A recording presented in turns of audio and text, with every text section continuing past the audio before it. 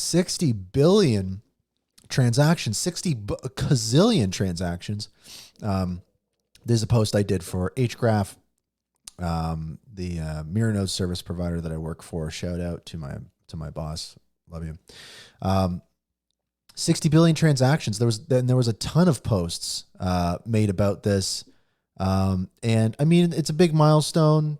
At the end of the day, we have to keep in mind that I'd say 95 to 98% of these transactions or more is Atma.io transactions to the topic ID for Atma.io, right? So these are transactions that are taking up a lot of hard drive space, makes it expensive to run a mirror node. They subsidize the transactions going into the network, right? HBAR Foundation subsidizes Atma.io's usage of the network, but the storage of that information is not subsidized. So it is expensive. So a little bit lopsided there, but still worth celebrating, because I know that a lot of people will kind of knock TPS like, oh, it's not really important. What's most important is TVL, more bridges, more this, more that, more trading pairs on exchanges, blah, blah, blah, blah, blah.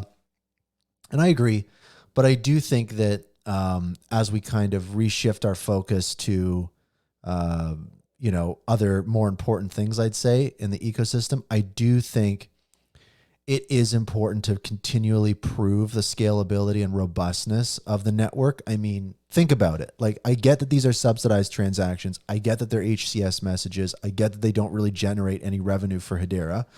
But the thing is that it would be really, really hard to move forward if we were still at like 10 transactions per second or something, right? That would be really hard. So I think this is still a critical type of thing. It's just, I think a lot of people are, looking at their watches going, when is Atma going to start paying for their own transactions? When are we going to get another similar use case? So it does get you thinking. But anyway, 60 billion transactions. Congrats. Love to see it. What I don't love to see is tweets like this from Ray at Dead Pixels. Says HBAR is headed out of the top 30 in the wrong direction. So if we look at CoinMarketCap and we look at the top 30, let me see here. Where's Hedera? Yikes, guys. This is a big old yikes. We got Hedera at 39. So again, this is by market cap. This is not the be all and end all of crypto, right? Everything is in the gutter right now in a lot of respects. And I know there's a lot of exciting things happening, but definitely we are seeing, some not so great action on HBAR, which is, as to Ray's point, we're heading out of the top 30 in the wrong direction. And furthermore, this was also posted to the Hedera subreddit. HBAR is nearing an all-time low against Bitcoin. So often when we look at the charts for HBAR, we're looking at HBAR USD. So you can also look at HBAR Bitcoin, right? What's the price relative to Bitcoin?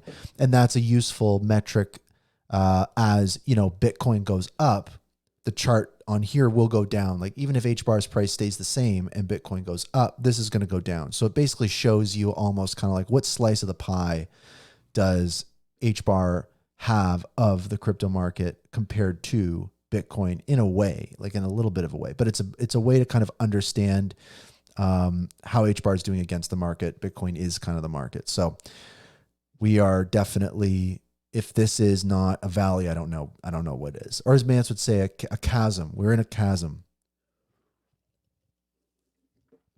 I've been in a chasm for a while. I want out of the chasm.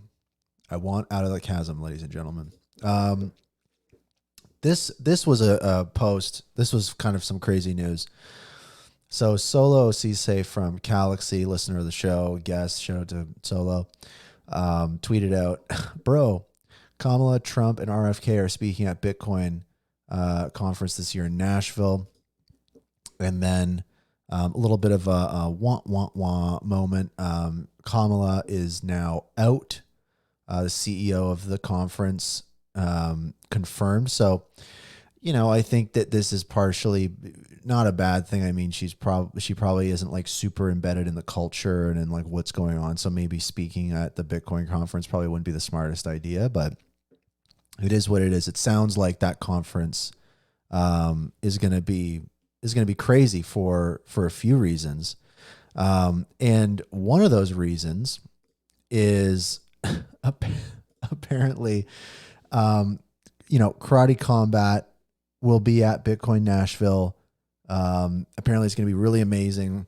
I know that the HBAR Bull, Earthlings, Bonzo Finance, a bunch of people are going to be down at the Karate Combat event in Nashville. I think it's Thursday. So it's going to be a big one. And I think this kind of got some people excited. So, Hawk Tuah girl is on her Instagram and she's like, I will be there at Karate Combat. And I think she also challenged, Jojo Siwa to a fight at Karate Combat. So, the chaotic energy at this event, is going to be off the charts, I feel. And I mean, again, we saw Joe Rogan at the last Karate Combat. So who knows what's going on? I think that it's going to be very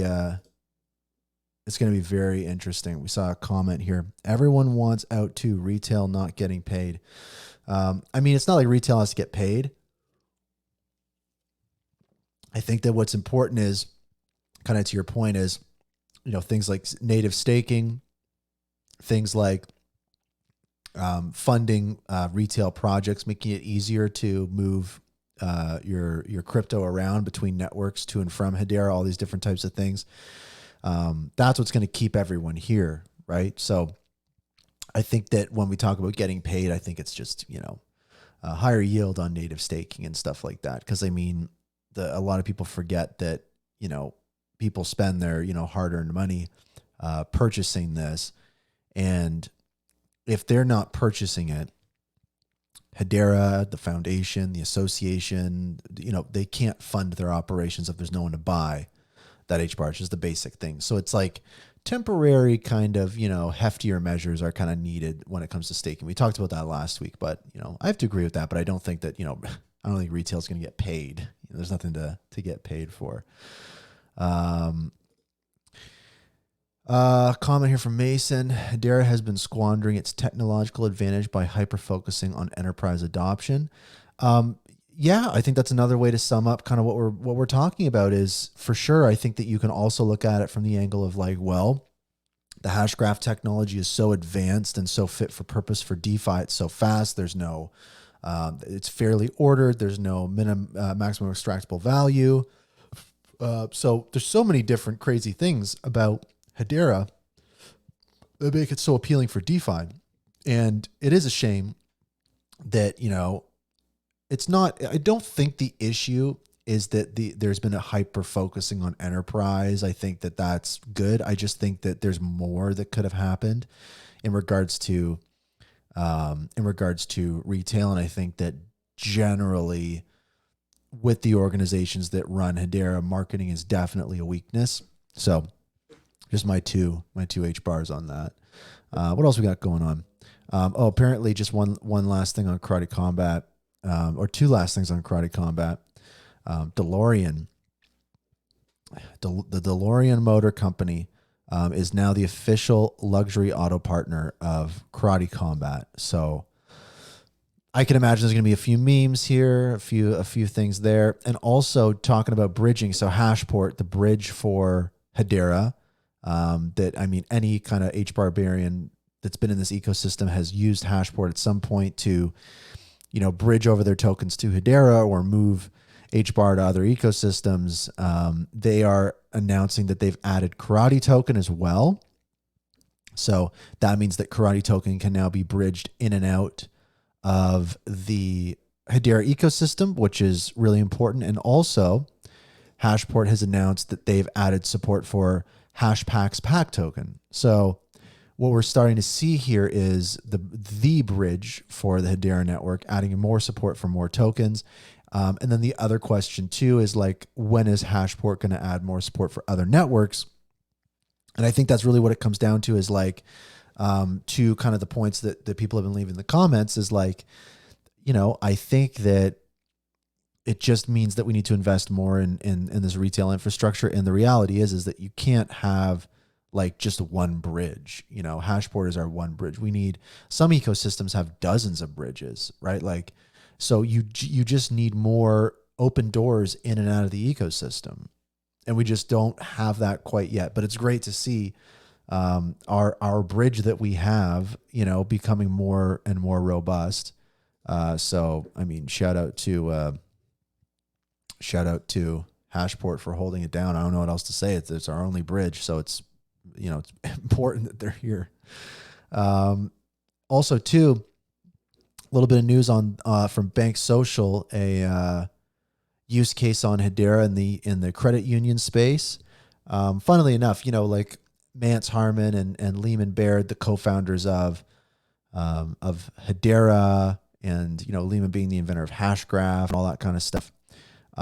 Their whole thing was about credit unions and stuff like that. So, I think that this is interesting. I mean, you know, Mance is joining as on the BankSocial advisory board. So BankSocial is a project, you know, I've been following along. I've had John on the show before.